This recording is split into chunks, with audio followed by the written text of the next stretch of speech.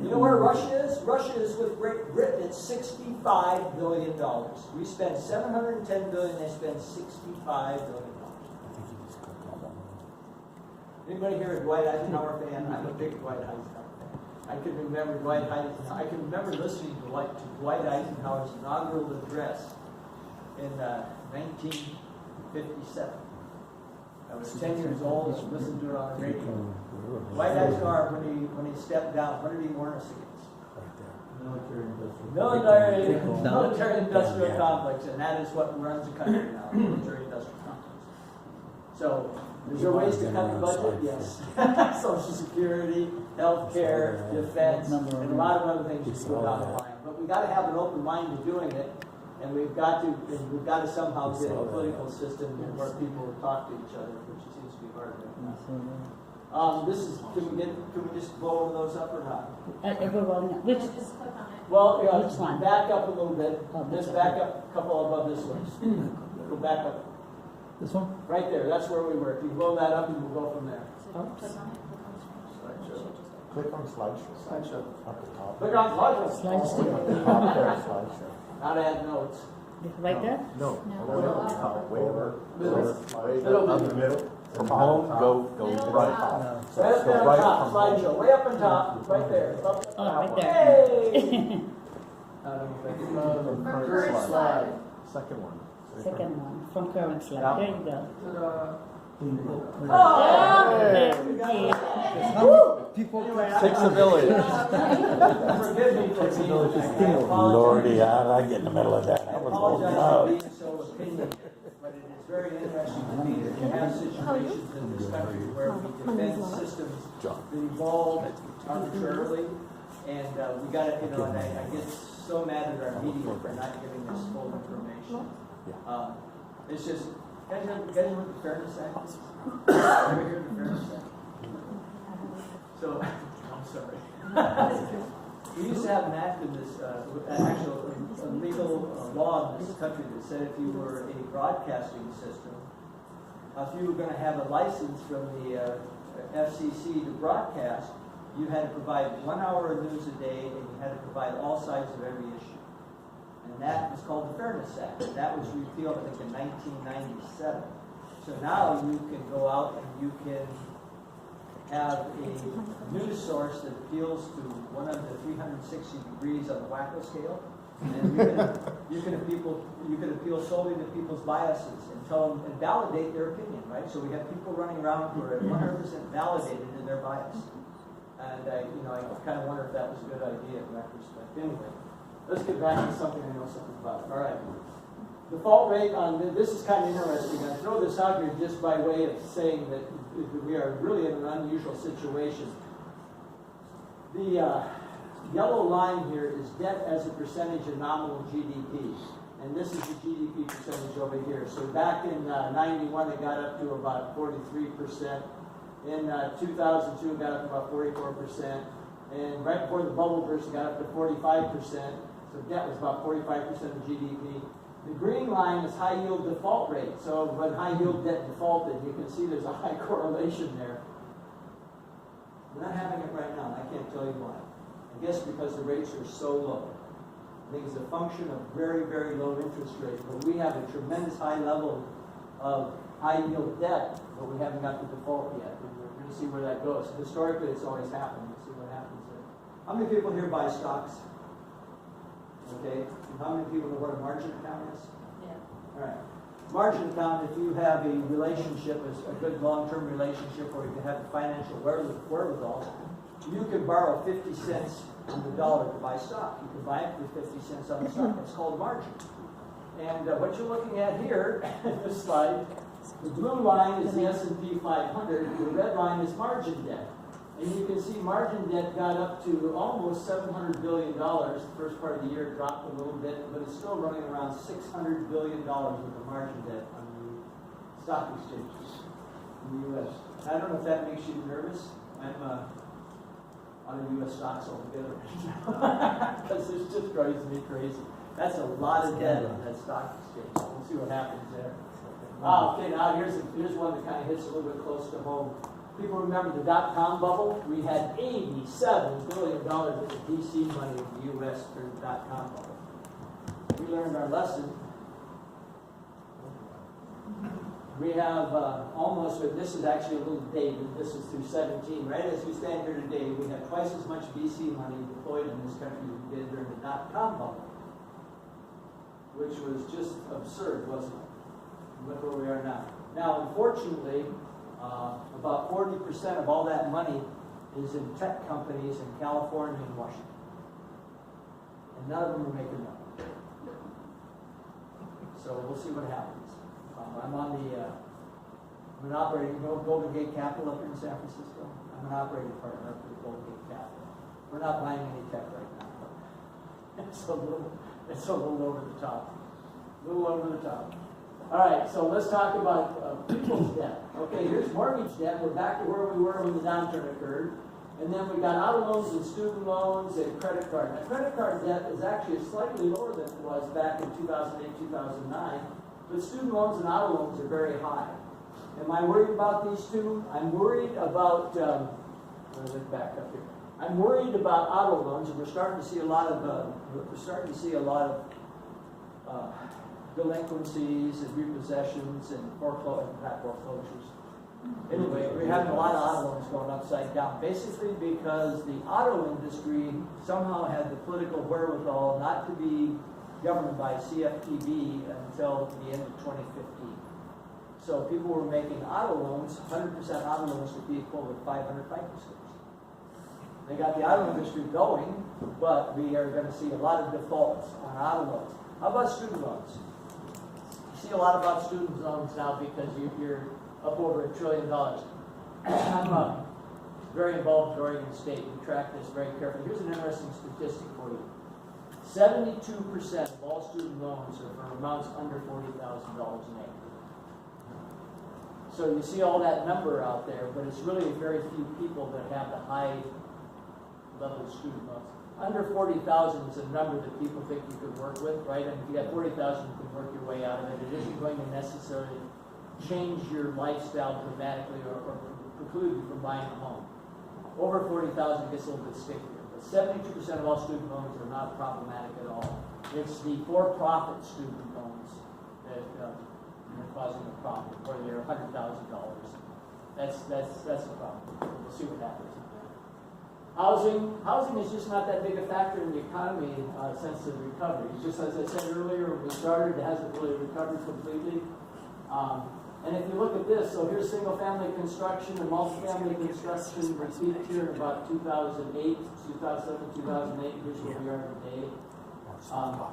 And it just hasn't completely recovered. In fact, I was very happy to see Lennar announce earlier this year, about a month and a half ago, that they were starting a subdivision of starter homes. It's the first major national builder that I have seen doing a starter home subdivision in 11 years. Think about that. I mean, there just hasn't been enough demand or anticipated demand to do it. Sale of new single-family homes, this is nationally, we just are nowhere near where we are at the top. This is my least favorite slide. You hear this all the time about home ownership, and they imply there's some sort of sociological change, right? People don't like homes as much, and you've seen that. We had one of the presidential candidates who happened to win say that home ownership was at a 50-year low. No, this doesn't show home ownership. You know what this slide shows you? This shows you the number of household units occupied by the owner. Household units includes multifamily, it includes apartments. If you have a downturn and you build a lot of apartments, the percentage owned by the occupant goes down, doesn't it? Here's the actual home ownership in blue, and here's that statistic. Here's the home ownership graph you see all the time. People say, well, maybe it'll come back and things have changed because people don't want to own homes. No. Yeah. Here's home ownership. It's at an all-time high. It's the percentage of housing units occupied by an owner. And that's what that graph shows. There's no purpose for that graph other than to irritate me.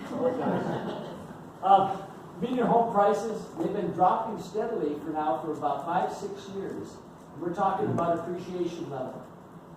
Appreciation this level year is going to be under 4%. This is national. Yeah, national. Depreciation this year will be under 4%. And my bet is it'll be under 3.5% next year, closer to 3%. It's going to slow way down. You can see in this one, this is slower growth construction costs and continue to moderate shelter costs. So we've been very fortunate there. When viewed by age, this is really interesting. You want to know if you're in the right business? This is sort of a high-level national view, but this is a population bubble coming through first-time home buyer age right now. Millennials, there are 88 million millennials, and we have the bulk of them between about 24 and 27 years of age. And the prime first-time home buyer now is probably about 28 to 38 or 29 to 39. So we have one of the biggest population bubbles coming into first-time home buyer age that we've had since the baby boomers.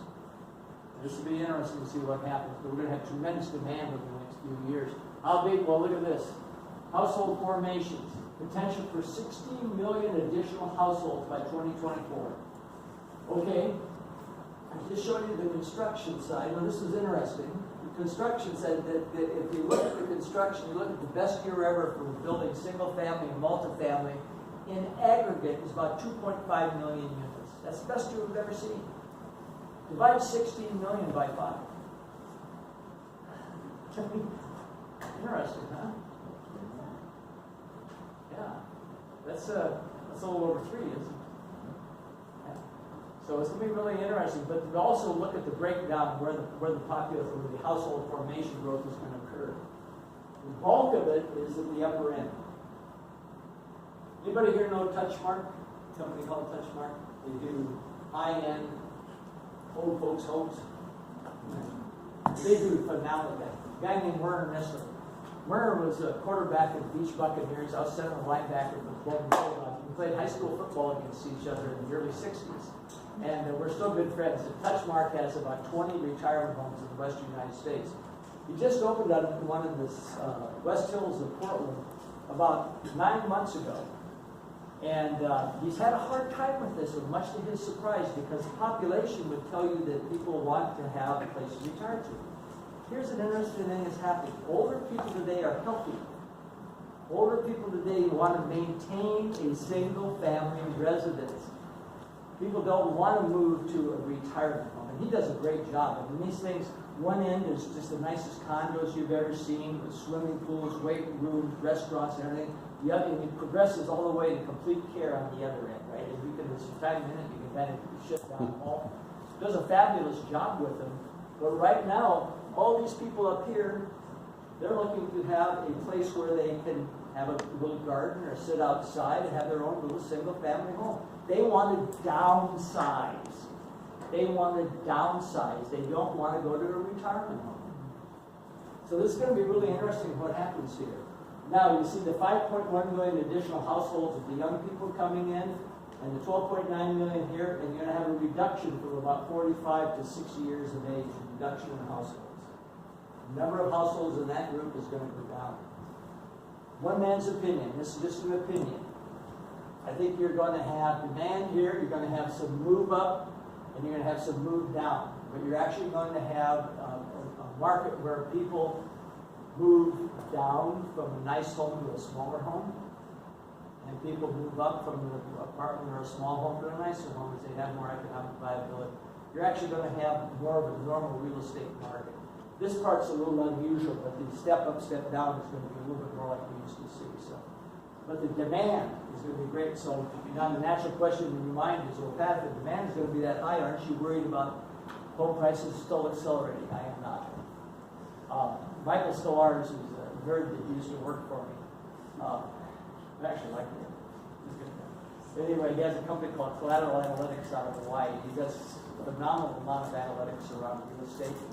And he has shown in almost every market that the numbers you see are relevant. I would pick it straight up. I was on a panel with Robert Schiller. We're not friends. He made the comment on the panel that real estate is a bad investment. Have you heard him say that? No. Oh yeah, he made the comment on this panel that real estate was a bad investment. And I said, I disagree. And he said, how can you disagree? I can show you that real estate appreciation is only averaged 3.6% over the last 30 years. That's not a good investment. And I said, well, Robert, for starters, the average American can't buy a significant asset with 20% down except in real estate. And if you buy with 20% down, that was couple of years ago. Current interest rate at that time, that return is 14.5% a year, which is pretty damn good, isn't it? Yeah.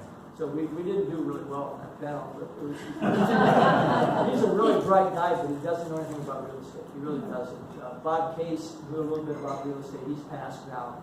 And Alan Weinstein, it was a Case-Shiller-Weinstein index, and then they sold it to SP and they made Case-Shiller, but he's actually the guy that developed the index. Long story short, Mike Scolari did a study on almost every major West Coast city and found that homes were affordable to 60% of the people. But what happens with the Case-Shiller index is if you have a lot of people buying at the high end goes up 10%. That's a significant financial increase, isn't it? I mean, that's a lot of money. Home prices went up $50,000 or $100,000 last year. They went up this percent, whatever. You actually go down to the median priced home, most people can afford it. So we'll see what happens on it. I personally think that we are going to have a very good real estate market because affordability is becoming more of the norm.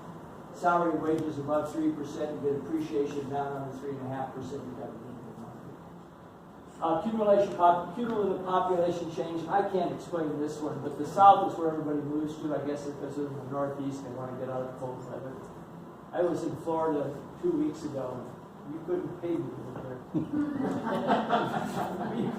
Okay, hey, any golfers?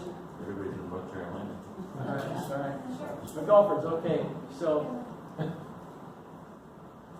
standing on a tee box, and something roars at me. It's a goddamn alligator. I'm dead serious. My Puka's down in LA. Puka's Backing off your heels. So. yeah. I mean, how do you hit a straight shot with an alligator? I'm sorry, I'm not a big fan of this shot. It is kind of interesting looking at what life drives housing demand. This hasn't changed at all. Again, going back to this theme somehow that we've had a sociological change about buying homes. We have same reasons why people want to buy homes. Big reasons: tired of the current home, getting married, moving in with a partner, increasing family size, planning to increase family size. That's why people buy homes. Also interesting to see how many people are buying homes with a lot less down. 20% down payment is industry standard. Nearly 3/4 of home buyers put down less in 2017. And look at that, less than 5%, 30%, 6 to 10%, 15%, 11 to 20%, about 23%. I mean, it's really, and then you have 10%, which is all cash. Yeah, it's That's a national. It's a national statistic, yeah. California, talk about California a little bit, and I want to apologize because I didn't have time to get some really current statistics, but California is about 1/7 of the national economy. Really interesting breakdown in California is almost like the U.S. in terms of where the predominant things are. Information, however, is really big, 10% of the California economy versus 5% of the U.S. One thing that is different a little bit is that educational services are bigger in the U.S. than in California. Expected growth by age cohort, California economy, a lot of old people. I mean, it's really getting, pretty significant. And then you see down here, very few young people. And I can't tell you exactly why this is happening, and I think it also is a little bit regional. I don't think it applies uniformly by any means across the state. But you have a tremendous amount of older people in California. You guys know this one better than I do, but California taxpayers contribute more than 1.5 times the federal tax dollars that do taxpayers in any other state. This, the eliminating of the SALT deduction was just horrific for California. You guys have felt it personally enough, it just affects your business. This was really bad. I assume that's higher now after the tax law. No, I suspect it is, yeah. The Latino population, California is now the biggest segment, 38.9% in 2017, expected to be 41.5% of California population. Jim Gotti, who was president of Chapman University, is a very good friend of mine, so I get all his stuff. He's retired, but I get all the stuff out of the economic division at Chapman. I thought this was interesting. I thought I wanted to share it with you. Here's the California labor force, and here's employment. And go back to 2006. All of a sudden, we have employment as a percentage of the labor force is higher than it's been in a long time in California. It's kind of interesting. Personal income, 4.8% growth. That's good. That was in 2018. I don't know what it will be this year, but it's pretty good personal income growth in California. This one will not surprise you, but it's really kind of scary. Bay Area, significantly wealthier new residents. And you look at the historical median household income for the 9-county Bay Area. Right now it's coming up on 90, well it's over 90,000. This is 2016, I apologize, a little bit dated. And you can see that San Mateo and San Francisco have just gone through the roof. Single family home prices, 18, they finally topped where they were in 2006. So completely recovered there. Spend more of their income on housing. You can see in the bottom, share of income spent on rent. You can see the bottom is higher than the rest of the U.S., the second, third, and fourth quartile. Californians spend more on income on housing than anybody else in the country. As a percentage. As a percentage. Percentage of income. And this is sort of the median sale price, San Jose, Sunnyvale, Santa Clara. Now this is coming into 2019 at $1.4 million. So where do we go from here? The forecast is basically is going to stay flat. I don't know. I mean, I really don't know. I tell you what happens with economists, and I got some very, very dear friends that are economists, but what happens with economists, if you don't know what's going to happen, you always predict it to be leveled down, because it's easier to say, well, I missed that, but we all benefited, than it is to go up, and if you're wrong, you look like an idiot, right? So economists always predict things to be flattened out. I mean, it's almost 100%. California economy home prices, you can see home price appreciation. We're getting down to, I tell you that by the end of this year, we'll be under 4% annualized appreciation in California home prices. That's great. I mean, that's good. That's getting back down to where people can actually jump in. Home ownership rate in California, this is interesting. Majority renter state by 2025, you can see that these are 3 different predictions. They're not that far different. You can see predicted the home ownership rate is going to drop fairly significantly in the next 25 years, 20, 25 years. I just put this in because sometimes, I know I'm talking to my executives or my managers in California. They'll talk about, things, well, yeah, you live up in the Northwest where you have seasonality. You guys have profound seasonality here. In fact, it's really interesting if you look at these slides. Now, again, this is through September of last year, but the pattern here is unmistakable. San Francisco market seasonality. New home listings coming on the market. You can see spikes in September. This is interesting. You know what? If you look at the rest of the country, see this M shape here? If you did all the rest of the country and averaged it out, it would be just like this, but this apex would be in the spring and lower in the fall. And this is just backwards here. The apex is in the fall. But you can see that it is pretty consistent, isn't it? Year after year. And you have a real surge in listings in September. Price reductions, and actually this isn't bad at all. And I suspect this is going to go up from here, but we'll see. And then active listings on market, that may go up also as things slow down. San Francisco home price, I just threw that in there just to, This is interesting. This is owner occupancy percentages. And you go to San Francisco, 30%, 37%. Now this is slightly dated. This is a couple of years old, but I bet you it's still pretty close. You look at San Francisco, 37% owned, 63% rent. Oakland, 40% owned, 60% rent. Los Angeles, Alameda, California as a whole, Santa Clara, San Mateo, Sonoma, Marin, and Contra Costa, 65% owned, 35%. I mean, I knew that San Francisco had a high level of rent, but I didn't realize that was such a profound change between those different locations. Employment growth, again, you got the economic downward prediction, wages and salaries. I think it's going to be good. You got 10% in information-based economy. Even if you have the VC bubble burst around tech, you're still going to have a significant economic activity. I do hope we have some change in the underlying tax laws and the SALT deductions. Hopefully that changes in the next couple of years. Even without it, I think the economy here will still be good, but not as great. Unemployment rates, and you see a slight change from March to March in unemployment rates. All but went up just a hair, just a fraction. Not really significantly, but overall Bay Area from 2.9% to 3.1%.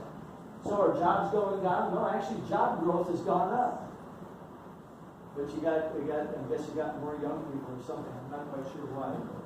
Job growth has actually gone up more than in California or the US in the same period of time. The job growth, you can see in these areas has gone up. High wage jobs, more high wage jobs now than in 2006. This is 6, 16, and 26 predicted. Middle wage goes down, low wage goes up. So high up goes up, low goes up, middle wage goes down. This is reflective of the trend I was talking earlier about income in the U.S. This scares me a little bit long term. It really does, because it could impact our grandkids fairly significantly.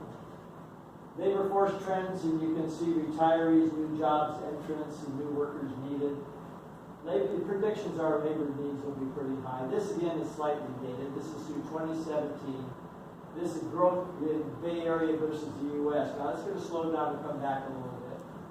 Employment, Bay Area was ahead of the U.S. in 2017. I think that'll come back into line. Housing cost burden. Look at this. Households that pay more than 30% of income on housing costs. San Francisco, Oakland ranks third. San Jose ranks fourth. LA is first. New York is second. And here you have the housing costs in these areas. It's expensive to live here. Residential building permits by area slowed down a little bit in 18 over, in some places, excuse me, screwed that up. In some places it slowed down in 18 over 17. Now Alameda went up in Contra Costa, up in San Francisco, down in Santa Clara. Really funny how the correlation, I don't know the market well enough to understand the underlying correlations there. Sonoma went up dramatically. Say again? That's where the snow goes with fire pit. Okay, So those are all been permits based on reconstruction. Yeah, that's a good point. Okay, Bay Area produced well under 30,000 housing units every year since 1990. Back in the 80s, it was much higher, and the housing units have gone down dramatically. I think a lot of that has to do with availability of land. So I'm giving my predictions, and these are very general. Demand for housing will grow, and I think it's going to grow fairly significantly, especially going to grow with older people. Now, I have some very dear friends that have been very successful in real estate. We talked about this, and it's really going to be an opportunity that I think is under met right now, to be honest with you, and that is helping older people be able to step down. And I encourage you to take a look at that, because there's going to be a big demand for retired people wanting to step down. Mortgage rates will increase slightly. If we keep these tariffs in place like they are now, or if they get accelerated like he threatened on his tweet the other day, and that happens all the way through the year, then next year Katie barred the door, interest rates will go up. I hope that this gets resolved and mortgage rates increase slowly. Mortgage rates came down this week, and I think there's no reason why mortgage rates need to go over 4.5% or 4.75% in the next 12 months. There's no reason let's keep tariffs in place. Appreciation will slow fairly dramatically. We're going to start building lower-end homes. We're going to start building starter homes. Affordability gap will close. I'm going to say, if I'm here next year talking to you, we won't even talk about affordability. It'll be a history. We're not going to be a subject we talk about. Mortgage rates will top out below 5. Wage and salary growth tops 3%. Appreciation slows to 3.5% in 2019 and 3% in 2020.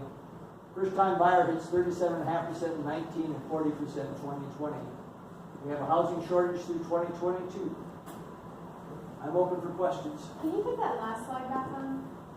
Thank you. Are you going to take a copy of it, hold it accountable? I just want to be able to remember. Yeah, it's really funny. I share this with you. So I do a lot of public speaking, and there was I spoke in New York in January, and I put together my niece, I forget what you're sitting down. Yeah, I put together a list of all the predictions for NAR, MBA, Redfin, Compass, everybody that does prediction. And I have never seen such a wide range of predictions ever in my life. I mean, some people had market going up, some had it going down, some had interest rates going up. I mean, there was no, think about how confused we were to start this year where we are now. We're actually in pretty good shape compared to where we thought we were in early January. People were scared. People were really worried about where we're gonna go. I think this is gonna be a good year no matter what happens. Next year should be a good year, again, unless tariffs stay in place. These tariffs, again, I think the impact is undersold and not understood completely. It could drive interest rates up. I showed you the slide where net cash coming into financial instruments is almost exactly the same as it. So, you know, we'll see. So, questions? Want to throw anything at me? No, you did good. I like that. Do you have any take on the housing